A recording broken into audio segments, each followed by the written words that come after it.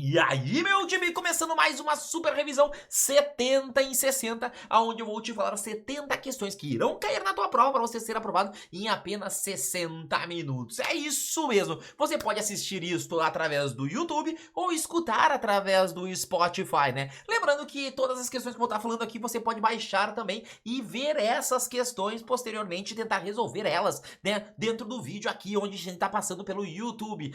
Se você tá escutando pelo Spotify, corre depois para o YouTube, você pode clicar ali e baixar este material e ver essas 70 questões que eu estou falando. A pergunta e a resposta. Eu não vou te explicar aqui como se resolve a questão, mas sim eu vou martelar na pergunta e na resposta. Pergunta e resposta, pergunta e resposta, para assim você lembrar e ativar a sua memória, né? Então vem comigo, né? A prova da CE é dividida em 7 capítulos. O primeiro capítulo, ele tem 6 questões e cobra sistema financeiro, os participantes do mercado, alguns códigos da Anbima, né? Como, por exemplo, o código de distribuição de produtos e investimentos, toda aquela parte de lavagem de dinheiro, a PLD, os crimes e também a parte do ASG. Então, o que tem sido cobrado nessas últimas provas foi o seguinte, ó, uma pergunta, ele fala o seguinte, ó, a quem compete privativamente a parte do Banco Central, o que ele faz lá, né, o que ele pode fazer, né, e a definição que está ali dentro das nossas alternativas é realizar as operações de redesconto. O que é uma operação de redesconto? É um empréstimo que o Banco Central faz para as instituições financeiras. É isso. Então, quando perguntar o que faz o Banco Central, já dá uma olhadinha se não tem uma palavrinha com redesconto e tá ali para você. Uma outra pergunta que tem feito pra gente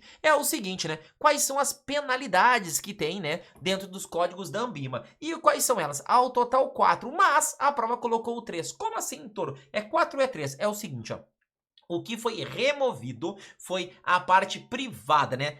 O que é a parte privada? É uma advertência privada. Então eles colocaram como as alternativas a advertência pública, multa e afastamento da Anbima. Mas o que é afastamento? Pode ser suspensão ou revogação. Suspensão fica um período suspenso, tá? Mas depois volta para dentro da Anbima, né? Vamos associado. A revogação, né? Você tá fora, nunca mais volta, né? Então essas são as diferenças. Então a advertência privada não tem mais. Uma outra ele fala sobre uma questão de a pessoa faz uma operação muito grande, 30 milhões de ações, 30 milhões de reais e tudo mais, uma operação muito grande. E aí alguém vai lá, um operador executa antes para ele. Quando falar sobre uma grande ordem, o crime que acontece no mercado financeiro chama front running. Não é apenas correr na frente e executar. Tem que ser uma grande ordem para ficar caracterizada a parte do front running, beleza? Uma outra questão perguntando pra gente, dentro também dos códigos da Anbima, né? É o quê? Falando o seguinte, né? Qual que é o valor para o serviço de private bank? Era o seguinte, ó. Até final de 2019, R$ 1 milhão. Até o final de 2023, 3 milhões de reais. A partir de 2024, 5 milhões de reais. Então o valor mínimo são 5 milhões de reais. Fica ligado nisso aqui. Porque se muitas vezes você vai buscar nas informações da internet, você vai pegar o código lá antes de 2019, tá? Então cuidado. Foi atualizado para 2024, 5 milhões de reais. E duas questõezinhas perguntando, né, sobre a ESG. Uma delas, ela fala sobre Chernobyl, né? E aí você tem que entender o que aconteceu em Chernobyl e foi o aumento do número de doenças nas pessoas e de perda de biodiversidade causadas pelas emissões radioativas. Essa é a nossa resposta, tá? Então, o que aconteceu? Aconteceu uma explosão nuclear lá e aí todo mundo teve que sair da cidade, as pessoas morreram, a fauna acabou e tudo mais, né? Então, é isso, né? Aumento do número de doenças nas pessoas e a perda da biodiversidade. E a outra de ASG, dele está perguntando uma questão de conceito, né?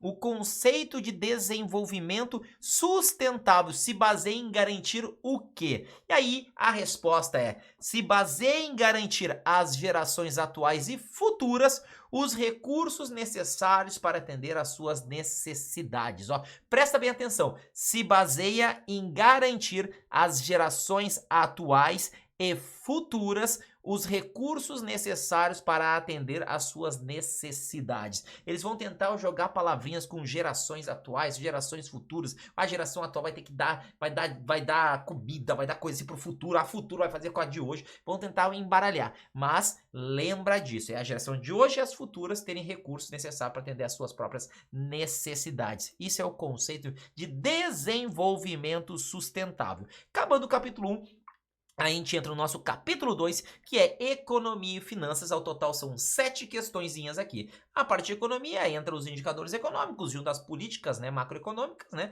E aí também na parte de finanças entra finanças e a parte de análise de projeto, beleza? O que caiu, o que tem sido cobrado e que vai cair na tua prova da parte de economia é o seguinte: vão te colocar 1, 2, 3 e 4 e perguntando quais são as variáveis que compõem o PIB pela ótica ali, né, da parte do consumo, né? E quem entra, esse cara, você tem que lembrar do... O que é isso, Toru? É que esse barulho é esse, né? É o cigarro em gel, né? É o CIG-gel, consumo das famílias, investimento das empresas, gastos do governo e exportação líquida. E aí botam 1, 2, 3 e 4 e todas eram verdadeiras. Uma outra questão de PIB, eles te dão o seguinte, ó, que uma empresa de metal, uma empresa lá, ela vendeu por R$ 7.200 um produto, mas ela gastou em matéria-prima R$ 4.000.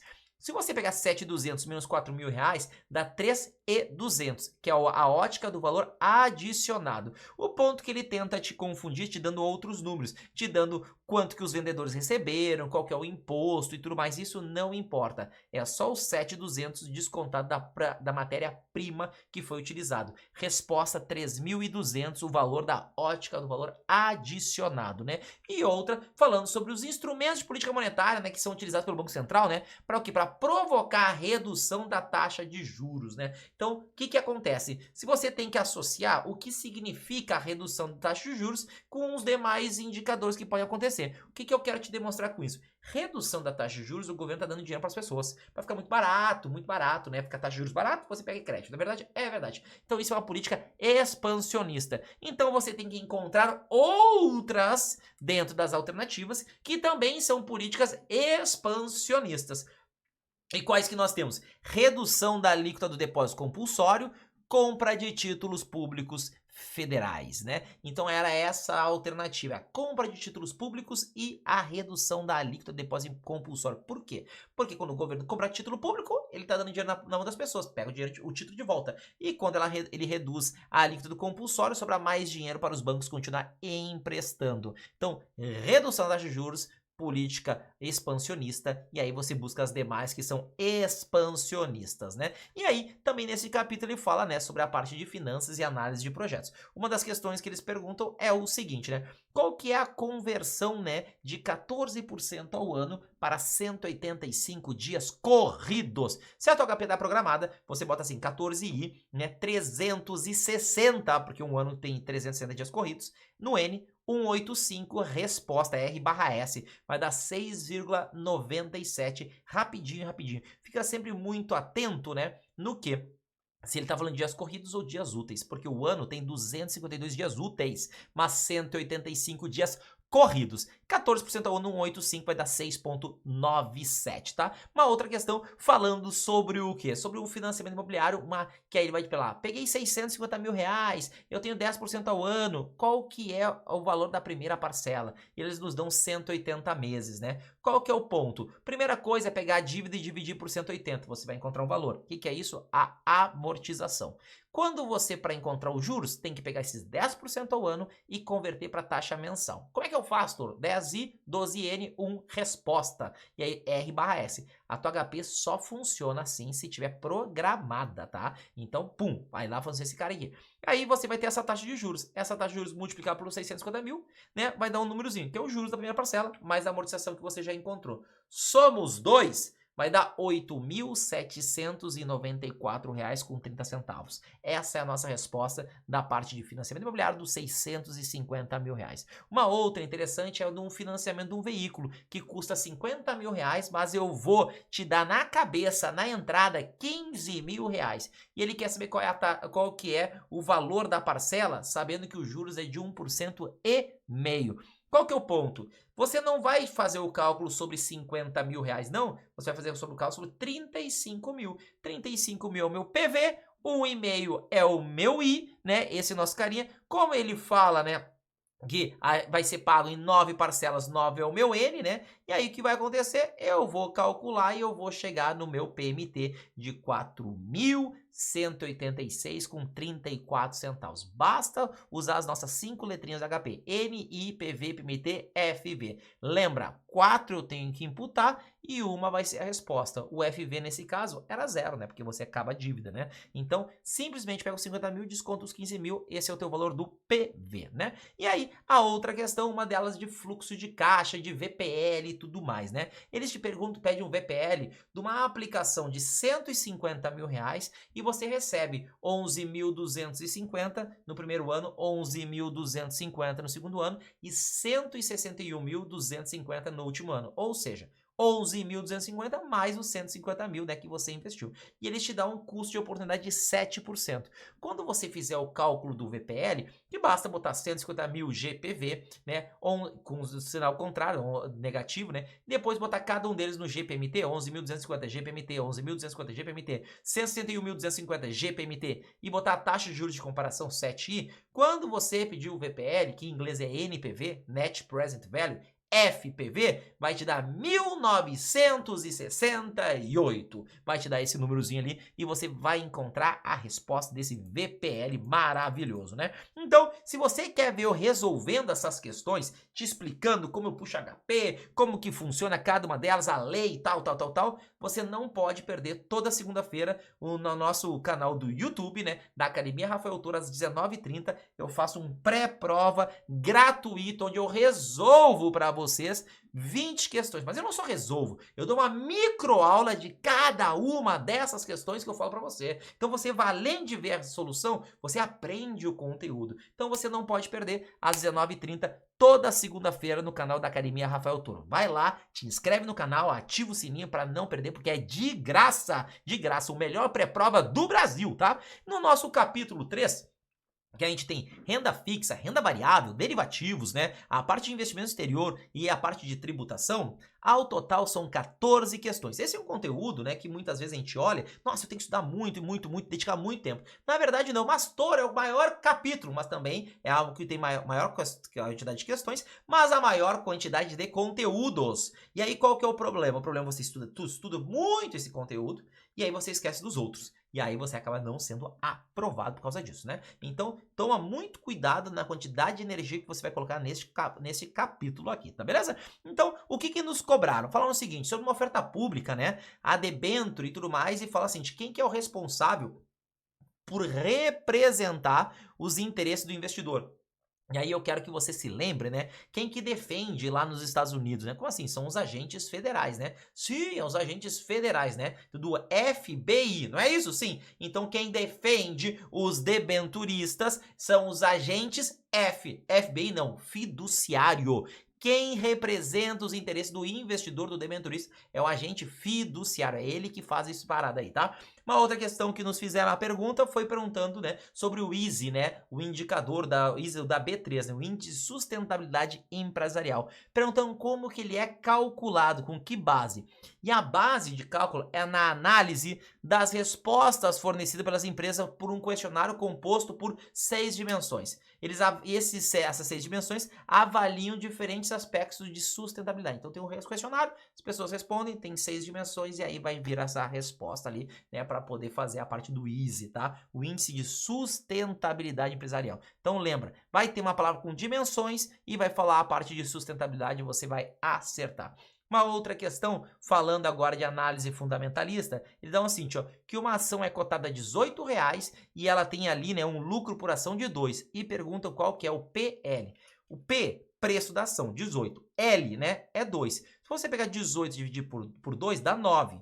Tem duas alternativas que falam o número 9. 9, não. Mas qual que é a ideia? A ideia é que você recupera o capital investido em 9 anos. Porque você tem R$18 que você pagou e recebe 2 de lucro. 2, 4, 6, 8, 10. Para recuperar os teus 18, levam 9 anos. Essa é a nossa resposta, tá? Uma outra, falando de quais são, o que eu coloco, né, preciso fazer, né, para entrar dentro do IGC, o Índice de Governança Corporativa Diferenciado da B3, né? Então esse índice, a gente falou sobre o ISE e agora tem o IGC. O que tem que estar? Nos 3 índices, né, dos índices, né, da parte de nível de governança corporativa, que são aqueles 3, né? Nível 1, nível 2 e novo mercado. Se a empresa estiver num desses 3, ele pode participar dentro do IGC. o índice de governança corporativa, tá? Então, nível 1, nível 2 e novo mercado, tá? Uma outra questão interessante, na verdade, falam duas questões de cálculo, né? Que é o seguinte, uma delas fala que uma empresa vai aumentar o capital em 30%. Aí diz que a empresa está valendo lá R$ 2,50, só que as pessoas vão receber um direito de subscrição a R$ 2,40. Então é 2,50, 2,40. E qual que vai ser o novo preço, né? O novo preço é o mais próximo de 2,50, mas um pouquinho abaixo. Vai ser 2,48, né? A gente tem que fazer ali uma regrinha de 3, ali uma proporção dessas novas ações a 2,40, 30% a 2,40, 100% a 2,50. Quando você soma tudo isso, na média ponderada, dá 2,48. E uma outra de cálculo é falando sobre um split de 200%. Onde tinha 300 ações a R$ 60. O que é um split? Não é um aumento de quantidade de ações puramente. Não. Ele pega a quantidade de ações, aumenta, mas daí diminui o valor da ação. Então, o que você vai fazer? Você vai ver quanto valeria tudo. Uma pessoa tinha 300 ações a R$ 60. Ou seja, ela tinha quanto investido? R$ 18 mil. Ela precisa manter os mesmos R$ 18 mil. Se teve um split de 200%, quer dizer que ela ganhou 200% a mais de ações. Então você bota na HP, 300, Enter, 200% mais. Vai dar 900 ações. Pô, doutor, daí qual que é o preço da ação? Se ele não tinha 18 mil reais que a gente viu inicialmente, sim. Não tem 900 agora, 900 ações? Sim. Qual que é o preço para manter os 18 mil reais? Só pegar os 18 mil, dividir por 900 ações, vai dar 20 reais. Então agora, esse investidor que tinha antes 300 ações a 60 reais, passa a ter 900 ações a 20 reais. Mantém o mesmo valor financeiro, né? Em relação a um pouquinho de tributação, tem nos perguntado, né, qual que é a aplicação isenta do imposto de renda, né, para as pessoas físicas e tudo mais. E aí eles colocam normalmente ou a LCI ou o CRI. Se lembrando que sempre quando eu falo de parte de imóveis ou agronegócio, eu posso ser isento, né, do imposto de renda na pessoa física, né. E uma outra de tributação de renda variável, daí fala o seguinte, que uma pessoa ele comprou 1.000 ações a 16,75 e vendeu no mesmo dia por R$18,50.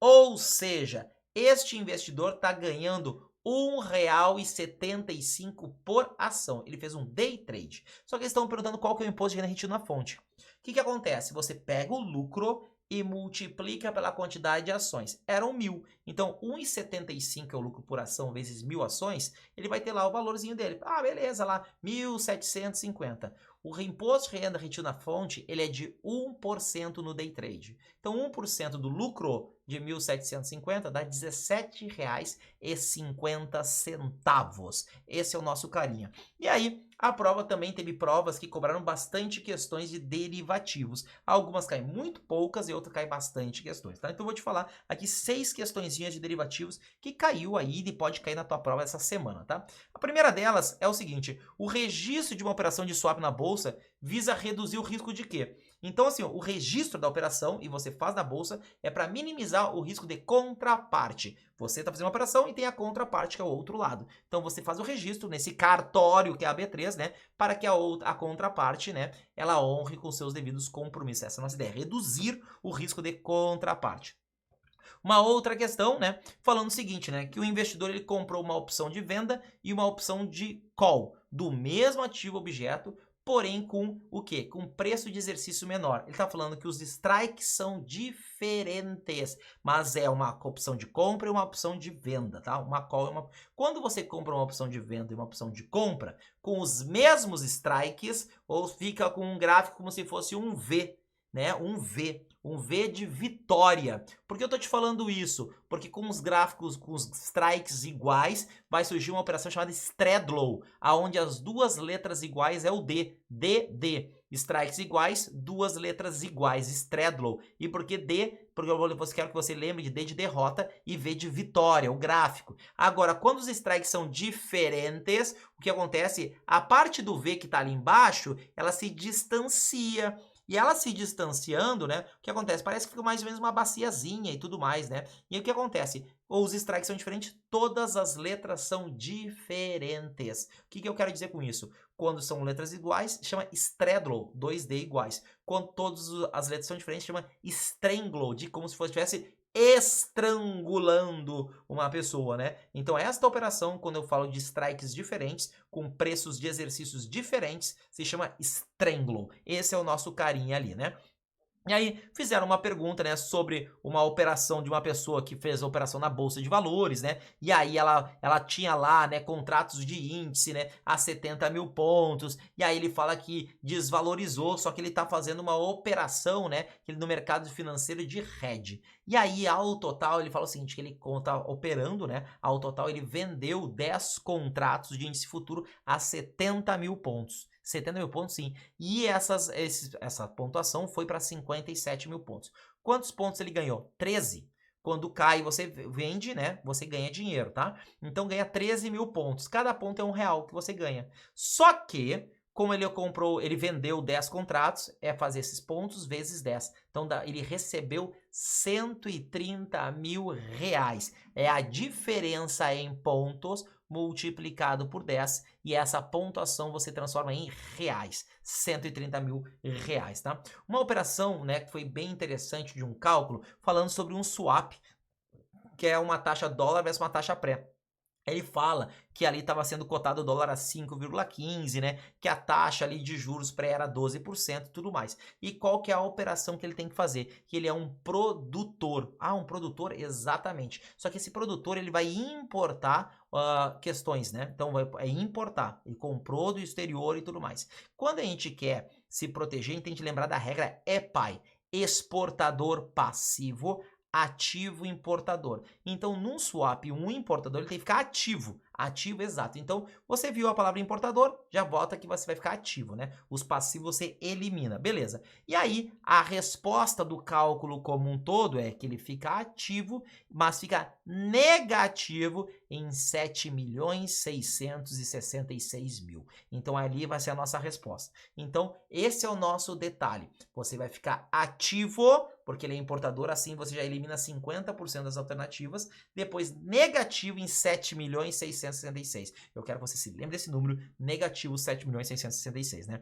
Uma outra questão de cálculo, também qual que foi? Falando ali, perguntando qual que é o forward dentro de uma operação onde eles te dão lá o dólar spot, te dão o dólar futuro, falam várias coisinhas ali e tudo mais, né? Eles te dão um cupom cambial, eles querem saber o dólar futuro. O dólar futuro, sim. Ele fala o seguinte, que ele vai fazer uma operação que o DI futuro para um vencimento de 85 dias, né, úteis e 123 dias corridos está 11,25 e que o cupom cambial é 6% ao ano. Ele quer que você calcule qual que seria o dólar futuro para este período de 85 dias úteis. Existe uma fórmula, né, que é o valor de hoje multiplicado pela conversão de juros, né, da taxa brasileira, que é isso em juros compostos, dividido pela conversão de juros, né, do cupom cambial, mas através de juros simples.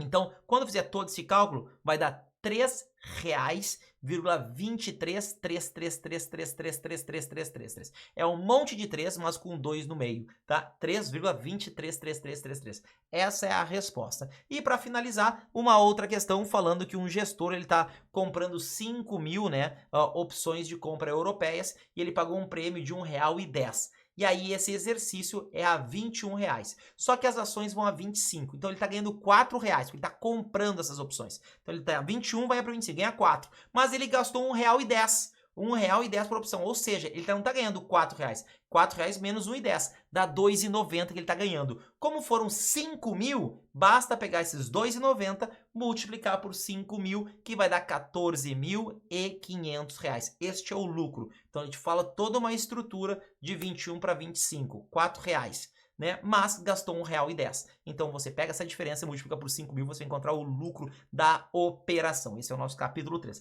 Entramos no nosso capítulo 4, fundos de investimentos. Toro, com isso eu vou passar. Se tu quer passar de verdade, eu vou te falar o seguinte. Tu vai lá pro meu Instagram chamado Academia Rafael Toro. Presta atenção, Academia Rafael Toro. E tu vai escrever lá no perfil, lá no direct lá da empresa, lá, escrever 100 questões da CEA. Eu vou te encaminhar um arquivo com as 100 questões dos conteúdos mais cobrados da prova da CEA. São quentíssimas para você poder olhar, treinar, ver ali e tudo mais. E nessas questões, no final tem o gabarito. A1 é A, A2 é B, A3 é C e tudo mais. Então você pode testar e treinar essas questões. São 100 questões, ó, supimpa pra você. Mas tem que correr lá no Instagram da Academia Rafael Toro e mandar no direct 100 questões da CEA, que eu vou te encaminhar por direct mesmo, beleza? Entrando no capítulo 4, que são os fundos de investimentos. Primeira questão, tá? Perguntando, dizendo o seguinte, ó. O investidor vai fazer uma parada, só que ele não passou pelo processo de API.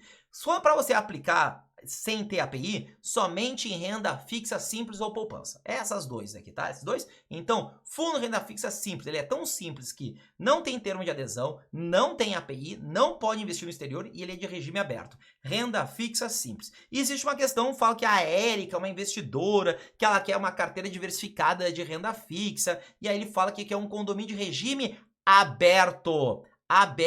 Só que ela quer gestão passiva, regime aberto, renda fixa e que possa pagar dividendos. Tudo isso no remete ao quê? A um ETF. Tor, mas ETF não é de regime fechado? Escutei por aí que é regime fechado. Vai por mim, tá? ETF é regime aberto, tá na lei, resolução CVM 175, ETF, fundo de índice, tá? Ele é de regime aberto, mesmo ele sendo negociado na Bolsa de Valores, ele é aberto. Não fica escutando essas besteiras que fica escutando aí pela internet aí não, tá? Não é porque é negociado na Bolsa de Valores que ele é obrigatoriamente, né? Ele acaba sendo de regime fechado, né? Tá certo que os demais são, né? O FIP ele é fechado para negociar na Bolsa, o fundo imobiliário tem que ser fechado para negociar na Bolsa, tudo mais, beleza. Mas o ETF ele é um ET, um fundo ET. Por quê? Porque ele é ET? Porque ele é regime aberto, negociado na Bolsa de Valores. E ETFs desde 2023 podem pagar dividendos. Então vai no ETF e salva a Érica, beleza? E aí perguntam sobre o código, o antigo ART, que agora é AGRT, de Administração de Recursos de Terceiros, tá? O que nos perguntaram sobre ele? Então é o seguinte, a prova adora esse código, tá? Que praticamente ele é o mesmo código da resolução CVM 175, mas focado pela Anbima, tá? Então, uma das questões que perguntaram é sobre quem que faz responsabilidades pela gestão de risco de liquidez da carteira.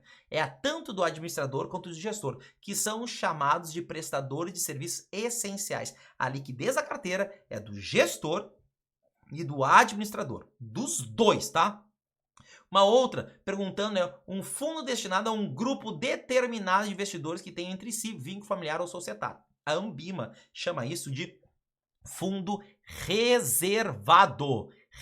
Usou a palavra vínculo familiar, fundo reservado para o código da Anbima, beleza? Uma outra falando que como que a gente faz o cálculo de cotas, né, em fundos através do apressamento dos ativos, né? Essa precificação dos ativos líquidos é feito pelo quê? Os ativos líquidos, não os ilíquidos, os líquidos, como Petrobras, Vale do Rio Doce, mas é através de preço de mercado. Então, o apressamento de ativos, chamado pela CVM por marcação a mercado, a mesma chama de apressamento de ativos, ele é através de preços de mercado. Preços de mercado. É assim que funciona a Petrobras e Vale do Rio Doce dentro dos fundos de investimentos. Uma outra interessante aqui, falando um pouquinho sobre imposto, né? É o quê? Eles estão falando sobre um IOF, né? Cobrado em um resgate ocorrido durante o período de carência de um fundo de investimentos. Como que ele vai ser? Se fizer o resgate do período de carência, ele é 0,5% de IOF. Não estou falando 96, 93, 90. Estou falando do IOF, como se fosse uma multa, quando a pessoa resgata o dinheiro no período de carência.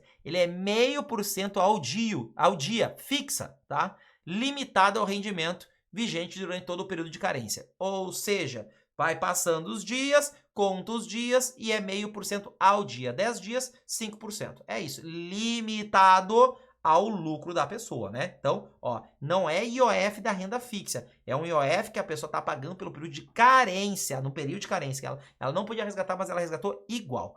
Uma outra questão, falando que a pessoa aplicou num fundo de regime ali, que ela tem ali aberto, mas de curto prazo, e resgatou de renda fixa 380 dias depois. E ele quer te confundir, por quê? Na tributação normal, de 0 a 180, 22,5%. De 181 a 360, 20%. De 361 a 720, 17,5%. Não é 17,5% nessa não, porque esse é curto prazo. Curto prazo, o menor é 20%. Então vai ser 20%. Então cuida muito isso aí. Apareceu a palavra curto prazo, anota, marca para você não errar, beleza? Aí eles perguntam de quem é a responsabilidade do imposto, né, que é o de antecipação, chamado de come-cotas. A responsabilidade dos tributos é do administrador. Administrador fica linkado fundo com o cotista. É assim que funciona. Então, come-cotas é do administrador, o imposto que ele, quando ele pediu o dinheiro de volta, é do administrador, tá? Então, essa responsabilidade é do administrador. Tem casos que não é o administrador. Quando? Por aplicação, conta e ordem. Aí é do distribuidor independente, tá? Mas, na regra normal, é o administrador.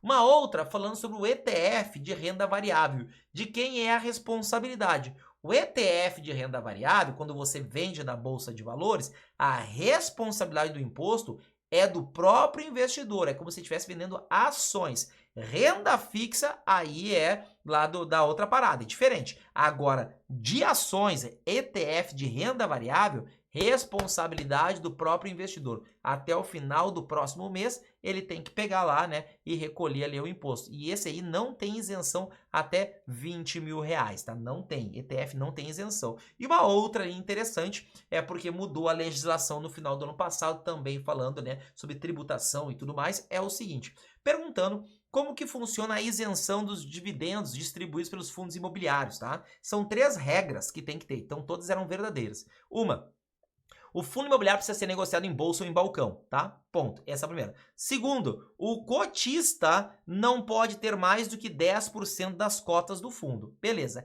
Aí vem a terceira, porque até o final de 2023 ali, o que acontecia? O fundo imobiliário tinha que ter no mínimo, 50 cotistas. No mínimo. Mas isso dobrou, passou para ser 100 cotistas. Então, a nova legislação, né, de final de 2023, diz que um fundo imobiliário, para poder não ter imposto de renda na distribuição dos dividendos, tem que ter no mínimo 100 cotistas, tá? 100 cotistas, beleza? Tem uma outra questão que tem caído, que é o seguinte, fala que o investidor aplicou 3 milhões de reais, né, num fundo, e aí eles nos colocam, né, o período da aplicação, né, do período, e qual que é o valor líquido que o investidor vai ter no final dali que ele vai fazer o seu devido resgate. Só que o seguinte, esse fundo, ele é um fundo de renda fixa a curto prazo, ou seja, ele tem come-cotas.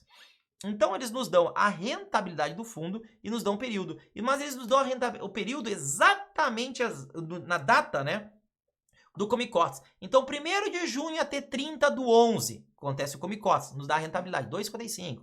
Do 1º de dezembro até 31 de maio, novamente tem come-cotas, 2,40. De 1º de junho até 30 do 7, quando ele resgata, que dá 1,10%, né? Como em todos eles a alíquota é de 20%, você pode ficar aplicando, né, o imposto sobre ali a rentabilidade e tirar, você vai ter a rentabilidade líquida. 2,55, 20% menos, anota. 2,40, 20% menos, anota. 1,10, 20% menos, anota. Beleza. Aí pega os 3 milhões e vai somando essa nova rentabilidade que você chegou, né, a rentabilidade líquida. Você vai chegar em 3.147.430 reais, tá? Então é isso. Qual que é a grande vantagem? Que o período que esse investidor está resgatando, a alíquota é exatamente a mesma do come-cotas. Não tem nenhum ajuste, beleza? Só que tem uma outra questão na mesma estrutura, muito parecida, que é diferente. Por quê? Porque o come-cotas, ele é diferente da alíquota que ele vai estar resgatando. Sério? Sim,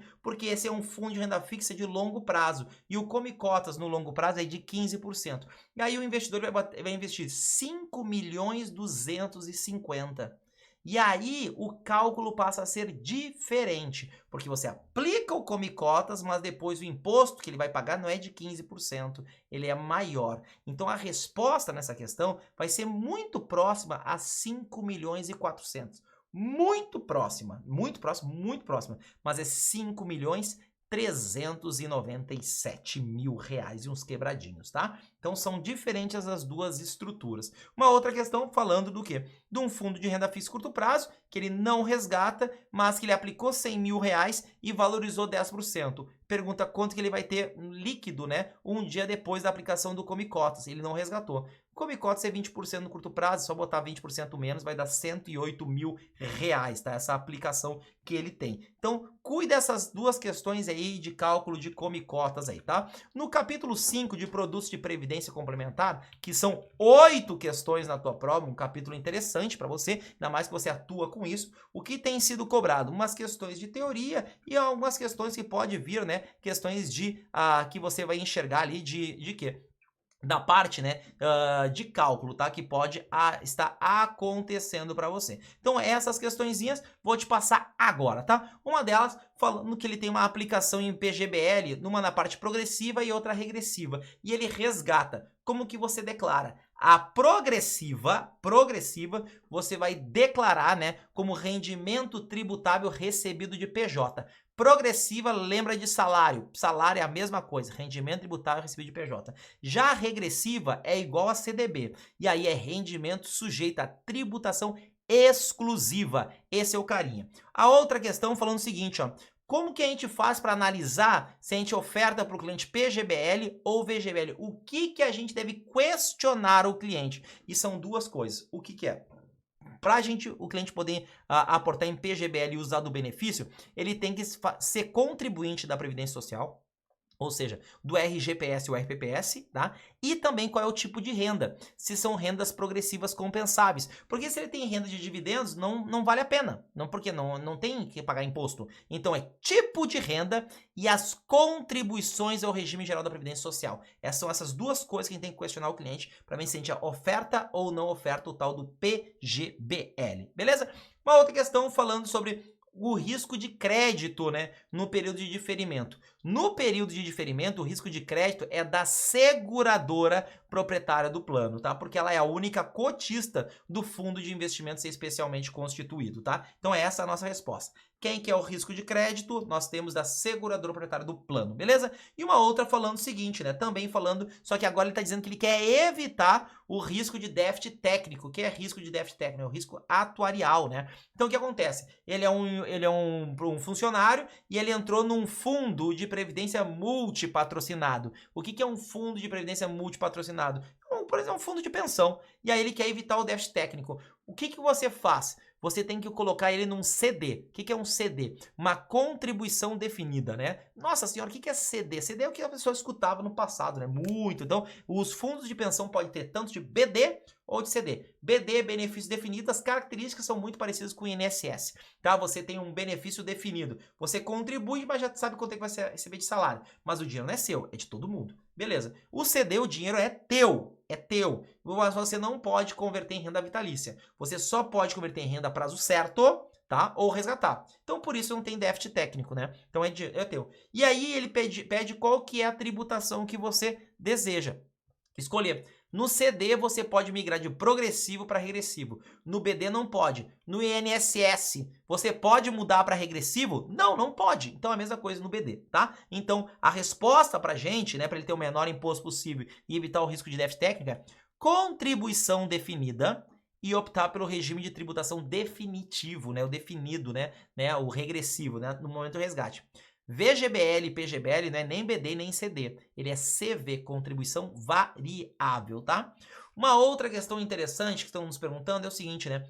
Que um consultor de valores imobiliários, tá, um especialista em investimentos, está explicando para o cliente, né, que a Previdência tem características únicas que potencializam a formação de reserva para longo prazo. Olha só, potencializam. Aí eles nos dão 4 alternativas, A, B, C e D. Você tem que encontrar a alternativa que potencializa a formação de reserva de longo prazo. Todas são benefícios da previdência privada. A herança, a tributação, blá blá blá e tudo mais. Mas o que potencializa? O que potencializa, aumenta o saldo é não ter come-cotas, tá? E você poder mudar o perfil de investimento. O que é isso? Você tinha renda fixa, quer migrar para renda variável. Você faz essa portabilidade e muda de fundo, você não paga imposto. Muda um fundo de ações para renda fixa, você não paga imposto. Então isso potencializa, né, a formação de reserva. Não ter come-cotas e mudança de perfil de investimento. Beleza? Outra questão interessante que estão nos perguntando é o seguinte, né? Falando que o investidor e tudo mais, ele quer uma renda a prazo certo. E aí alguém ofertou ali um novo plano, que é tudo igual, só que ele tem uma taxa de administração mais barata. E aí eles começam a jogar nas alternativas, falando que tem que escolher, mas tem que olhar a tabatorial e tudo mais. Renda a prazo certo é indiferente à tabatorial, porque prazo certo não é uma renda atuarial. Não é, não é, não é. Então você deve migrar para o novo plano independentemente da tábua atuarial, porque prazo certo independe a tábua atuarial. Então, tanto faz se ela for melhor ou pior, não vai fazer mudança nenhuma, tá? Uma outra que eles colocaram é o seguinte, que a pessoa tem R$12.700 na Previdência, tá? Que ela começou esse ano, 12 meses depois, e ele resgata R$900 e dá 765 líquido, ou seja, pagou R$135 de imposto. Aí pergunta, que previdência é essa? É PGBL regressivo? PGBL progressivo? VGBL progressivo? VGBL regressivo? VGBL não é, porque eles não te dão o quanto ele contribui, então tem que saber o lucro. Então já eliminou. Então ficou entre PGBL progressivo e regressivo. Quando você vê a parte do imposto sobre o total, você vai ver que foi 15%. Ou seja, ele era um PGBL compensável, porque 15% sobre o todo é a progressiva. Na regressiva seria 35%, tá? E uma última fala de uma pessoa que investiu R$1 milhão num PGBL, né? E estava com 1,5 milhão e morreu 40 meses depois. E eles querem saber quanto que vai receber líquido através da tabela regressiva. O PGBL é sobre o todo, então não é sobre o lucro. O todo qual que é? 1,5 milhão. 1,5 milhão, sim. 40 meses depois, o que acontece? Se você fosse olhar a tabela normal, ia dar 30%. Mas na morte, começa em 25. Começa, 0 a 2 é 25, 2 a 4 é 25, 4 a 6 é 25, 6 a 8 é que diminui para 20. Então não é 30, 35, 30, 25. É 25, 25, 25, 20. Então basta pegar o 1,5 milhão, botar lá 25% menos, você vai chegar em 1.125.000. Entrando no nosso capítulo 6 agora, que é a parte de estatística e gestão de carteiras, são 10 questões na tua prova. O que eles têm cobrado? Uma delas, te dão lá um cenário econômico, o lucro da empresa e a probabilidade de ocorrência. Então te dão um cenário de crescimento, neutro e recessão e pedem para você calcular o lucro e a variância. A resposta é 5.125.000 e 2,80 de variância. A parte da rentabilidade é só fazer uma média ponderada. Da variância é mais chatinho, mas dá 2,80, beleza? Depois nós te perguntam sobre um conjunto que tem 30 dados aleatórios. O que acontece se a gente mexer nas extremidades? A mediana não é afetada. Quando a gente mexe nas extremidades, a mediana não muda, porque a mediana é o cara do meio, beleza? Uma outra questão falando, né, que ele tem lá um tesouro, um título, né, que aí ele vai se vencer daqui a 1 ano, beleza? Ah, beleza, eu vou aplicar ali o tesouro, tudo mais. Aí ele fala que ele está sendo negociado a 8% ao ano o título do tesouro. A 8% sim. Só que as ações, né, que a pessoa tem, o que acontece com ela? Ela tem ali uma rentabilidade do mercado de 20% e a carteira tem um beta de 0,80. E ele pergunta qual que é a taxa e vai dar 17,60.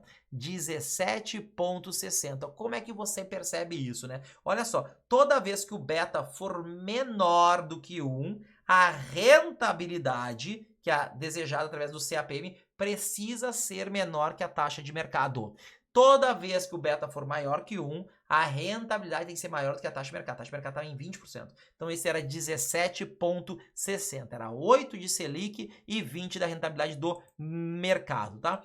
Uma questão muito tranquila, mas muito tranquila. Ele está falando sobre a Security Market Line, a SML, e te dá um gráfico, onde tem ali tudo mais, a ação A, a ação B e tudo mais. E a única coisa que ele estava querendo saber é o seguinte, que a ação que estão te mostrando que está o mais próximo, né? O mais próximo do zero, ela é que tem o menor risco sistêmico. Era só isso. Agora, olhar o gráfico e qual que era? A tem um risco sistêmico menor do que B, né? Ou B tem um risco sistêmico maior do que A.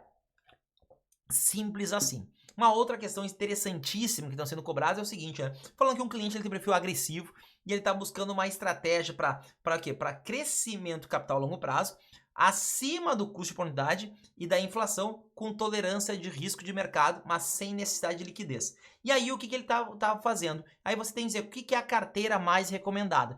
Ele falou ali sobre acima da inflação. Se é acima da inflação, você quer juros reais. Juros reais. Bastava olhar a alternativa com juros reais que você acertaria. Então era isso, porque juros reais são juros acima da inflação. Mas a carteira era juros reais, multimercado e renda variável, beleza? E aí, nós temos umas questões de cálculo. Questões de cálculo, exatamente, né? Exatamente. Uma outra de CAPM, ele fala sobre duas empresas que a gente tem que calcular. Duas, é uma A e uma B. Aí diz que o capital próprio de uma é 15 e a da outra é 12 e tudo mais. O que que acontece? São duas empresas? Sim. Então o primeiro vai ser 2%. Lembra, duas empresas, 2%. E o outro é 70% dos dois, é 1,40. Essa é a resposta, era 2 e 1,40. Para você lembrar dessa questão, você vai fazer o seguinte. Lembrar que são dois ativos e que a nota mínima você passar na CEA é de 70%. Então, 2 é um deles e o outro é 1,40.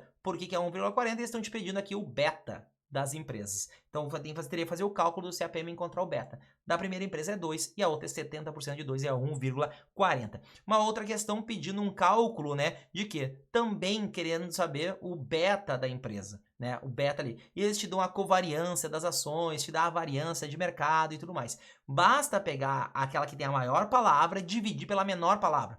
Covariância é uma palavra maior do que variância. O número da covariância era 0,005 e o número da variância era de 0,004. Se você dividir 0,005 dividido por 0,004, vai dar 1,25. Pega o maior e divide pelo menor e pronto. E uma outra questão perguntando sobre o risco da volatilidade de uma carteira, onde tem 20 mil reais uma ação X e 50 mil reais uma ação Y. E eles te dão ali a volatilidade histórica de cada um e tudo mais, né? O que que acontece?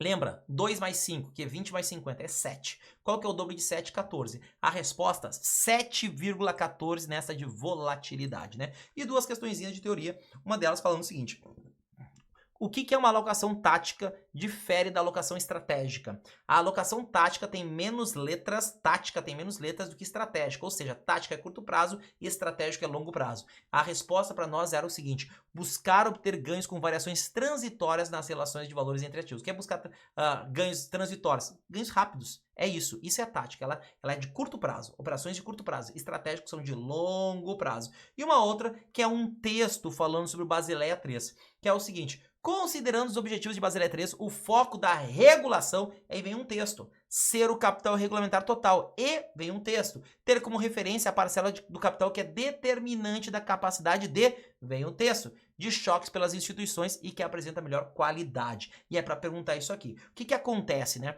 O Basileia 3, ele está baseando-se no quê? Na liquidez dos ativos das instituições financeiras e não em todos os ativos da instituição financeira. Se vem um caos e as pessoas querem sacar dinheiro, o que que importa se uma instituição tem prédios? Ela não consegue transformar aquele prédio em dinheiro. Então, a ideia do texto é o seguinte: considerando os objetivos de Basileia 3, o foco da regulação deixou de ser o capital regulamentar total, ou seja, deixou de ser o capital total e passou a ter como referência a parcela do capital que é determinante da capacidade de absorver choques. Ou seja, não é mais o capital total, passa a ser o capital que consegue absorver os choques das instituições. O que quer dizer isso? O dinheiro de liquidez, por exemplo, a LFT. Você consegue transformar em dinheiro muito rapidamente. Então, o cálculo agora do índice de Basileia não é o todo o patrimônio da empresa, todo o patrimônio da instituição financeira. Não, é somente aquele que consegue absorver os choques de mercado, como vem uma crise sistêmica. Então, deixou de, passou a absorver. Esse é o nosso carinha. E depois, para fim de finalizar o nosso capítulo 7, que é de planejamento financeiro e finanças comportamentais, são 12 questões. O que tem cobrado? Eles gostam de botar nomezinho das pessoas. Aí fala que o Douglas, né, ele tá o quê? Ele vê ali, tem aproximadamente, ele vê ali, ele aplicou num fundo de investimentos, né, com histórico aproximadamente de 20 anos, tá? Só que a mídia financeira exaltou a alocação realizada por esse fundo, contudo, alguns comentaristas recomendaram o resgate prevendo uma queda substancial da cota. Então, o que aconteceu? O Douglas, ele viu ali essa notícia, né, e aí durante essa crise econômica, ele viu a mídia falando e aí disse, ó, resgata, né? E aí o Douglas, né, ele decidiu resgatar. Como ele está vendo uma informação recente, ele está sobre o efeito da disponibilidade. O Douglas está sobre o efeito da disponibilidade. Existe uma outra do Augusto, né? Que ele está falando sobre o seguinte, né? Que ele está vendo lá suas ações são negociadas em bolsa e tudo mais. Só que existe um consenso do mercado que os papéis da empresa vão sofrer uma queda devido a uma crise que está se aproximando. Mas daí o Augusto falou o seguinte, né? Eu vou manter as minhas ações porque eu e o meu time vamos trabalhar para evitar essa queda dessa empresa, das ações. Porque ele trabalha naquela empresa, ele comprou as ações da empresa. Imagina que você trabalha num grande banco e tá todo mundo dizendo, nossa, tá vindo aí uma pandemia, as ações vão desvalorizar. Aí o Augusto trabalha nesse grande banco. Não, eu e o meu time vamos trabalhar e a gente vai fazer o banco voar. O que é isso? Ilusão do controle. Ele acha que consegue controlar o futuro. Ele acha que consegue, né? Então, se ele é que faz isso, ilusão de controle, tá? E uma outra questão, falando sobre o André, que diz que não perdeu dinheiro nas ações que estão embaixo, porque ele ainda não vendeu. O que é isso? Aversão à perda. Você tem uma desvalorização muito grande, você perdeu dinheiro já. Mas se ele acha que ele só perde dinheiro quando ele vende, né? Então ele está sobre aversão à perda, tá? E aí nós temos as questões também de gestão financeira aqui dentro, né? Aí falando sobre uma elaboração do orçamento pessoal. Essa questão é muito interessante, por quê? Porque eles nos dão 1, 2 e 3 e pedem para dizer o que a gente tem que analisar e tudo mais sobre elaboração de orçamento pessoal. Aí, a única que é falsa é avaliar quais os produtos financeiros mais adequados para constituir uma reserva de emergência.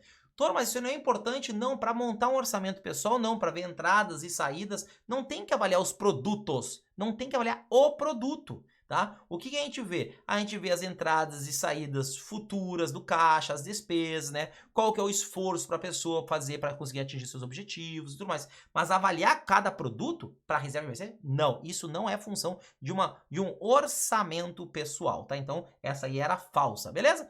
Uma outra questão que eles nos dão um balanço, o ativo e passivo e tudo mais, o ativo exigível, e pede qual que é o índice de endividamento, tá? Basta pegar o exigível total e dividir pelos ativos totais. Vai dar 13%. 13%. Esse é o nosso carinha. Uma outra questão falando sobre um investidor que ele tem um patrimônio de 2 milhões de reais, mas ele quer uma renda de 30 mil por mês. E aí nos dão que a inflação é 3,5, não tal, e mudam as carteiras. Qual que é o ponto? O ponto que ele precisa, né, se você fizer um cálculo muito simples, é 30 mil por mês, 360 mil por ano. 360 mil por ano por 2 milhões que ele tem, ele precisa de uma renda de 18%. Aí você vai ver que tem umas carteiras 1, 2, 3 e 4. A carteira 4 dá exatamente 18. Meu Deus, então é essa? Não, por quê? Porque ele tem que ganhar acima da inflação. Então ele tem que ganhar esses 18 mais os 13,5 da inflação. Então ele não tem que ganhar 18, tem que ganhar 21,5 para fazer um cálculo simples. Então a carteira 4 é eliminada, que é os 18. Aí nós temos uma carteira que dá 30, uma carteira da 24, uma carteira da 23. A carteira que é 23, você olha, então essa 23 é o que serve, né? Porque quanto menor o retorno, menor o risco da carteira. Isso que a gente tem uma carteira bem equilibrada e bem montada, né? Quanto maior o risco, maior o retorno, maior o risco esperado. Beleza? Beleza, essa de 23 também não serve. Por quê? Porque ela não tem nenhum ativo de liquidez. No mínimo, nós temos que ter 5% em liquidez. Em LFT, fundos de renda fixa curto prazo, qualquer coisa. Então, a carteira 3 não tem liquidez, então a gente também elimina. Aí a gente sobra a carteira 2, que é a carteira que tem 24% e tem ativos de liquidez, tá? Uma questão aqui também interessante nesse capítulo é o seguinte. Eles falam muito sobre a resolução CVM 30. O que é essa resolução CVM? É sobre o API, né? Neste API, ele é situação financeira, conhecimento e objetivos, eles perguntam o que é objetivo. E aí o objetivo é baseado ao período em que o cliente deseja manter o investimento. Então ele só queria saber isso. Baseado no pilar objetivo, o que é isso? Período, tá? E depois disso, né, a gente acaba entrando nas partes de planejamento financeiro, né? Planejamento financeiro, sim. Uma delas é pedindo as etapas do planejamento financeiro e para você organizar. É só você lembrar do DCADIM. DCADIM, né? 6 letras. DCADIM, né? Definir escopo de relacionamento, coletar as informações, analisar as informações, desenvolver os planos estratégicos e implementar e depois monitorar. Você decorar isso aqui, você vai acertar a questão. Uma outra questão é falando também de uma investidora que quer ter uma renda de 84.540. Aí nos dão quanto vai ter de renda variável e quanto de renda fixa.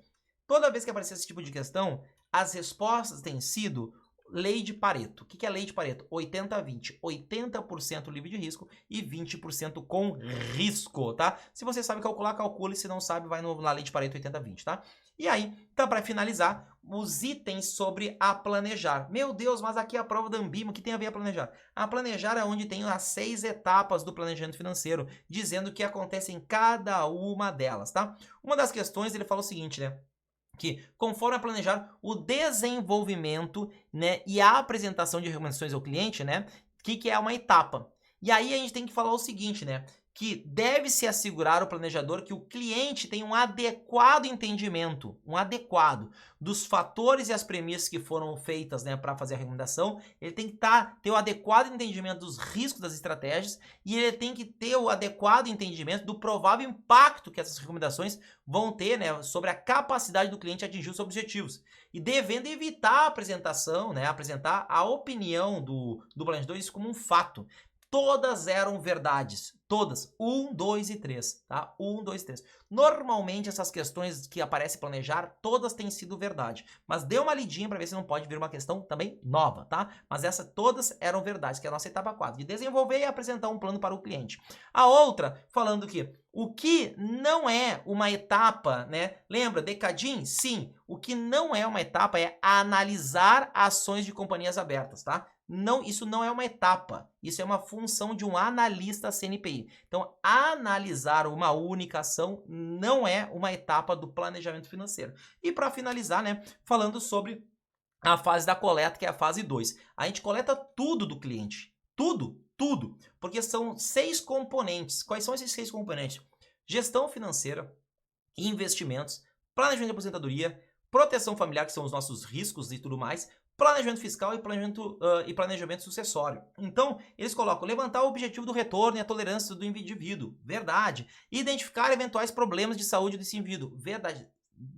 Do problema de saúde, sim, porque se ele tem muito problema de saúde, o custo seguro é muito alto, né? Identificar as relações familiares que podem dificultar a estratégia de planejamento financeiro. Sim, se a família está com litígio, a gente tem que saber para ver se vai para testamento, doação, o que vai ser feito. Então a gente coleta tudo e identifica as coisas do cliente, da persona. Então todas eram verdadeiras, tá? Então, galera, se você quer ver todas essas questões e fazer elas, clica no link no YouTube ali, vai ter um botãozinho para você baixar essas questões e poder resolver elas, tá? Se você também gostou de escutar esse tipo de revisão onde eu te falo a pergunta e a resposta, para você escutar no trânsito, no banho, para ir memorizando isso e aprendendo no teu tempo de estudo em casa, né? Aí você estuda aqui, é para você escutar e lembrar dos conteúdos. Nós também temos um aplicativo chamado Quiz ART, onde tem a pergunta e a resposta, onde em 1 minuto vem 5 perguntas, tá? E aí você vai decorando e lembrando. Tor, mas eu quero aprender muita coisa para decorar. Qual que é o ativo livre de risco no Brasil? LFT.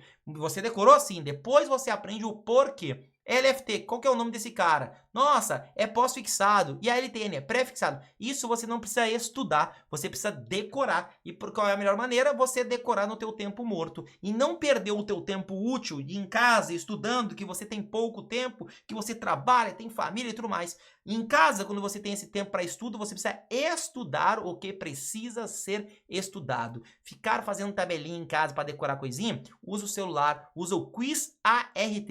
Vai te dar muito tempo. Se vou jogar 20 minutos de manhã, 20 de tarde, 20 de noite, quando você pega o celular de bobeira em vez de entrar nas redes sociais, são 60 minutos de joguinho por dia. Só que 5 questões por minuto são 300 perguntas que você vai responder. Em 10 dias são 3.000 questões, em 30 dias 9.000 questões. Imagina 9.000 questões respondidas, você decora os indicadores, a parte das letrinhas, você decora tudo isso, de tanto que você fez por repetição. Esse é o intuito do Quiz ART. Vai lá nas lojinhas do celular, clica lá que ele é gratuito. Espero que você tenha gostado, siga a gente, dá o like, se inscreva, compartilhe esse vídeo que eu tenho certeza que você vai ser aprovado.